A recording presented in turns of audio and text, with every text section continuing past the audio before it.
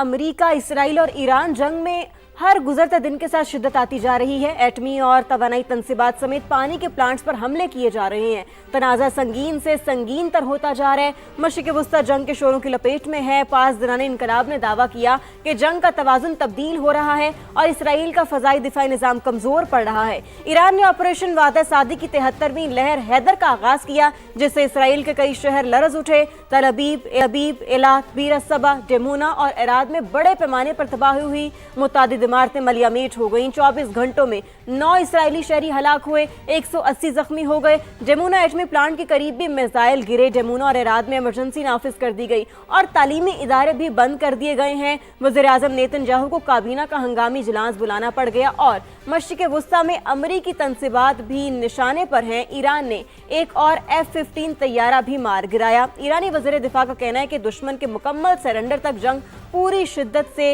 जारी रहेगी। बिल्कुल। दूसरी जानिब अमेरिका और इसराइल के भी ईरान पर हमले जारी हैं। तेहरान के मशरकी और मगरबी इलाकों में खौफनाक धमाके हुए हैं। अमेरिकी सदर डोनाल्ड ट्रंप ने आबनाए हुर्मुज़ खुलवाने के लिए ईरान को 48 घंटे का अल्टीमेटम दिया है। कहा कि आबनाए हुर्मुज़ ना खुली तो ईरान के बिजली घर तबाह कर देंगे। ईरान ने भी तवानाई इंफ्रास्ट्रक्चर पर हमले की सूरत में जवाबी कार्रवाई का ऐलान किया है। जंग ना रुकने की सूरत में तेल और गैस की किल्लत और कीमतें बढ़ने का खदशा भी है।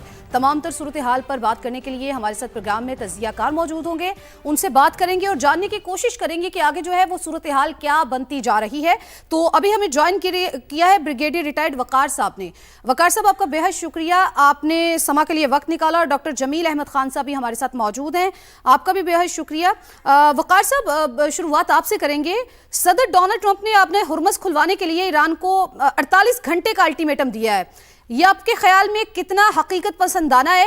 क्या अमेरिका इस महाज पर नई जंग का मुतहमिल हो सकता है? थैंक यू समा फॉर गिविंग मी टाइम।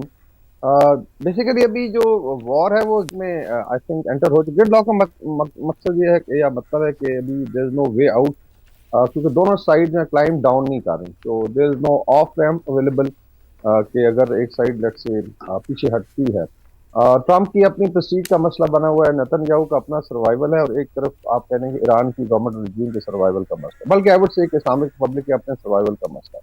तो उस लिहाज से आई थिंक ये तीसरा हफ्ता खत्म होने को आया। आई थिंक 28 फरवरी को काउंट करें तो आज 3 हफ्ते मुकम्मल हो गए, और जो एक्सपेक्टेशन थी आई थिंक अमेरिकन एस्टेब्लिशमेंट की और नेतन्याहू की कि फर्स्ट वीक में कोई डिसाइसिव फेज आ जाएगी, वो नजर नहीं आ रहा।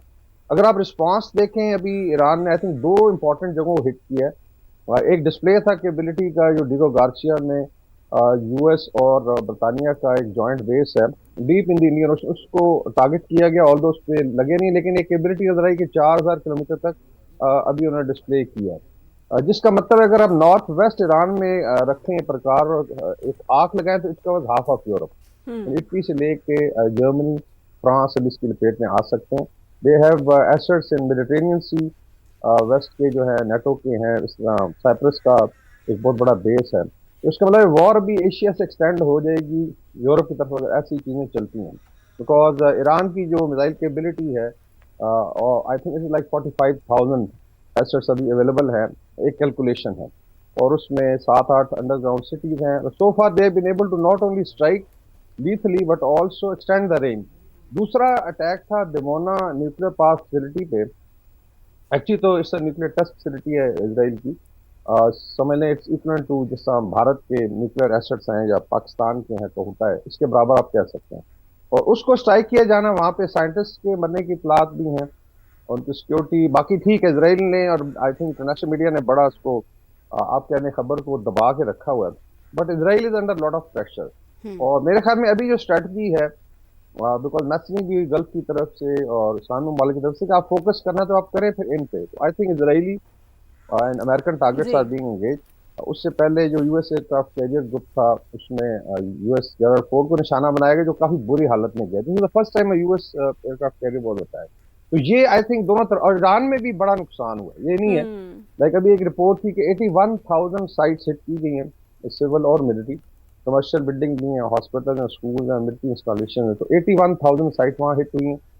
अभी अमेरिका शायद तैयारी कर रहा है बिकॉज यूएस मरीन मूव कर रहे हैं, और खबर है कि 82nd एयरबोर्न डिवीजन को भी शायद हुक्म मिल गया है तो खर्ग आइलैंड पे हो सकता है कि एयरबॉर्न ऑपरेशन हो। इसके अलावा अभी जो लेटेस्ट आया है ट्रम्प के अल्टीमेटम के बाद, ऐसे लग रहा है कि अभी लड़ाई फैलेगी एंड सही। It's become a mini third world war, despite के इनकी कैलकुलेशन थी कि जल्दी ये कम कर जाएंगे। मेरे ख्याल में ये वॉर एक्सटेंड करेगी अनलेस के कोई सीरियस इंटरवेंशन करें जो ताकतवर ममालिक हैं, और उस पर डिस्कशन हो सकती है। एंड अनफॉर्चुनेटली अगर लड़ाई आगे फैलती है तो इसमें अभी वाटर का इंफ्रास्ट्रक्चर हिट होगा दोनों तरफ। बिल्कुल ऐसे ही है, डिसलिनेशन अगर प्लांट, और वो लड़ाई लाइफ फैलती है तो लाइन है ईरान की नुकसानात भी। उसी उसी तरह के होंगे। वकार साहब हमारे साथ ही रहिएगा, हमसे डॉक्टर जमीर अहमद साहब भी मौजूद हैं, उनको भी शामिल गुफ्तगू करते हैं। और यही वाला पॉइंट मैं आपकी तरफ लेके आऊंगी डॉक्टर जमीर साहब, ये कहिएगा कि अगर अमेरिका ईरान के बिजली घरों को निशाना बनाते हैं तो क्या ये खुली जंग का आगाज नहीं हो जाएगा जिसकी लपेट में पूरा खिता आ जाएगा? जंग का आगाज तो तकरीबन खुली जंग में तब्दील हो ही गया है, तकरीबन पिछले 48 घंटों से।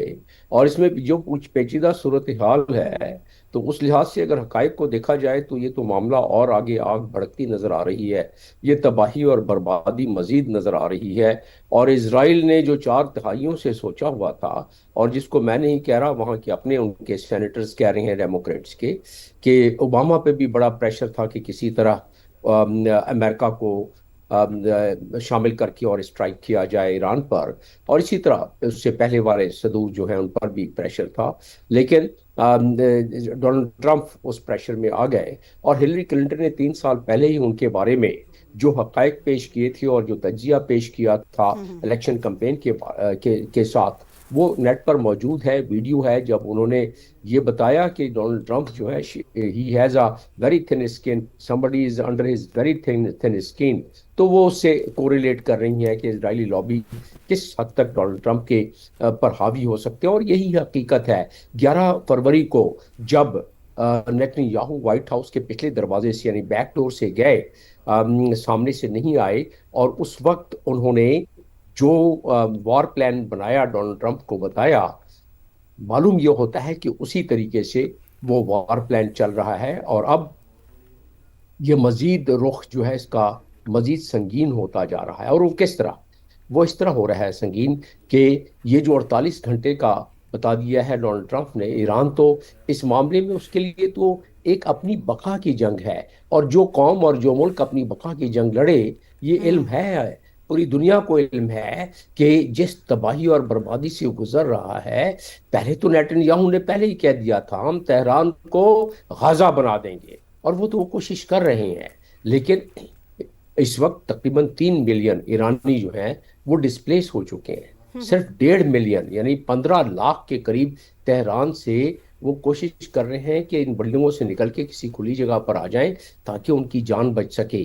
तो बहरहाल वो तो उसके लिए उस कौम को तैयार तो कर ही दिया गया है। देखिए कि कैसी कौम है कि 6000 साल पुरानी तहजीब, जो कि जिनके के खिलाड़ियों ने असाइलम अप्लाई किया था ऑस्ट्रेलिया में, और जब उन्होंने देखा कि ये तबाही और बर्बादी और ये बाहर के लोग उन पर अटैक कर रहे हैं, तो वो उस असाइलम को छोड़ के वापस वो आ गई ख्वातीन जो फुटबॉल टीम के थी, और उनका कह रही हम तो अपने मुल्क में रहेंगे, हमारे मुल्क पर हमला हो गया है। तो ये मैं बताने का मकसद ये है कि जो इख्तिलाफात थे दिसंबर में, जो बड़े बड़े मुजाहरे हुए, और जनवरी में वो मुजाहरे डोनाल्ड ट्रंप और नेतन्याहू तो पुकार रहे हैं ईरानियों को कि भाई हम फिनिश कर रहे हैं, हमने देखी इतनी तबाही।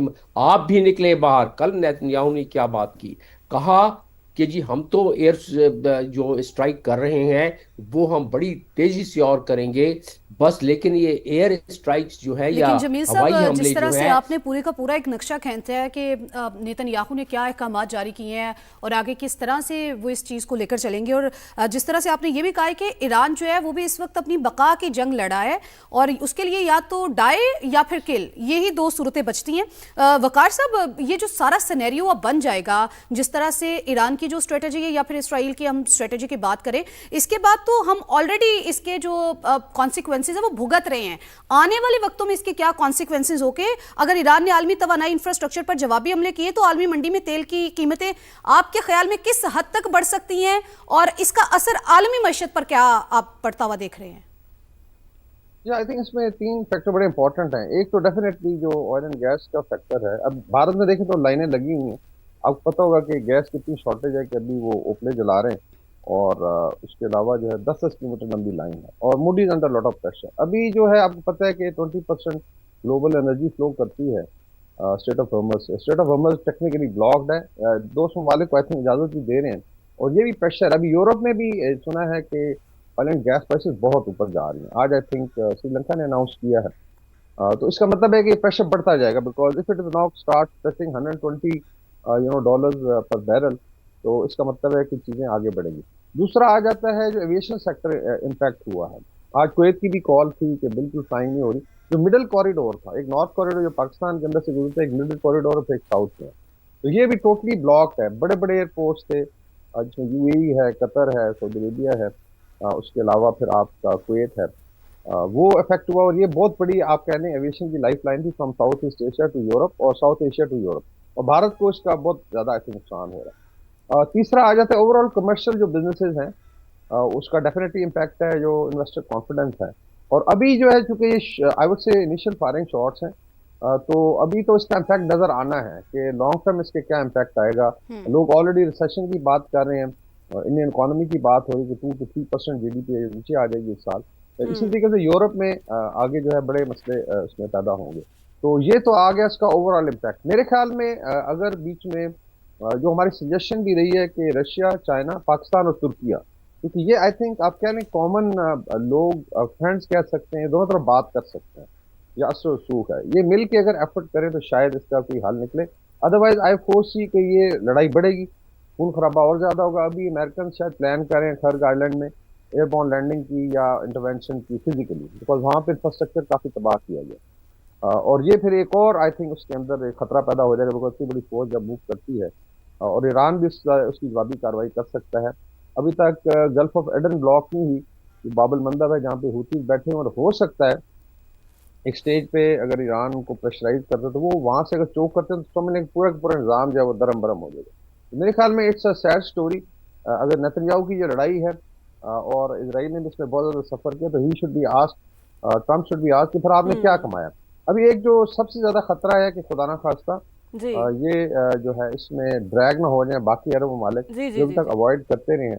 अगर डायरेक्ट ड्रैग करते हैं तो आप समझ लें कि और यूरोप के भी 8 मुल्कों ने ऑलरेडी प्रॉमिस किया है बिल्कुल ऐसे ही वकार NATO साहब, के कि बात they तो are going to फिर come बात and वही आ जाती है ना कि जंगें किसी मसले का हल नहीं होती, मसाइल हमेशा टेबल टॉक से हल होते हैं, सिफारती सतह पर जाकर हल हो सकते हैं। तो जमील साहब मैं आपकी तरफ आऊंगी, व्हाट डू यू थिंक कि तेहरान के मशरकी और मगरबी इलाकों पर हमलों के बाद क्या अब सिफारती मेज पर वापसी का क्या कोई रास्ता बचा है, या अब कुछ नहीं हो सकता, अब बहुत देर हो गई, अब फैसला सिर्फ मैदान जंग में ही होगा? देखिए, दुनिया की जितनी भी जंगें आज तक हुई हैं उसका फाइनली तो चाहे वो जितने अरसे तक भी रही हो, फाइनली तो बहरहाल फैसला उसका डिप्लोमेटिकली होता है। देखना यह है कि यहाँ से लेके उस डिप्लोमेटिक स्टेज तक जाने में तबाही और बर्बादी क्या होगी। देखिए, इस वक्त जो सूरत हाल है, हमारे ब्रदर मुल्क हैं सारे गल्फ कंट्री में, उनकी सूरत हाल भी कोई बड़ी अच्छी नहीं है, बड़ी ख़राब उनकी सूरत हाल चल रही है। वहाँ से लोग निकल के भाग रहे हैं। 1.5 लाख तो सिर्फ बरतानवी निजात लोग वो सऊदी अरब और यूएई और इन मुल्कों से भागे अपने मुल्क में पहुंचे, और मजीद बहुत सारे हैं। इसी तरह बाकी तमाम कौमों के। इसका मतलब ये हुआ कि वहाँ से इन्वेस्टमेंट जारी है, वहाँ का इंफ्रास्ट्रक्चर तबाह हो रहा है। जो हमारे इन ब्रदर मुल्कों ने पिछले 25-30 सालों में बनाया था वो तबाही बर्बादी, और उसका असर जाहिर है पाकिस्तान पर भी, लेकिन ईरान का भी उसके साथ साथ, जिस तरह मैं बता रहा था कि उसकी बका का जंग है। और जब डोनाल्ड ट्रंप ये थ्रेट देते हैं, और तो उसका मतलब तो इस पे शक जाता है हमें कि जो इजराइल चाहता है कि ये मुसलमान ममालिक आपस में दस्तो गरेबा हों और एक दूसरे से लड़ते रहें ताकि उसकी ग्रेटर इजराइल का मामला मजीद सहल और आसान हो जाए।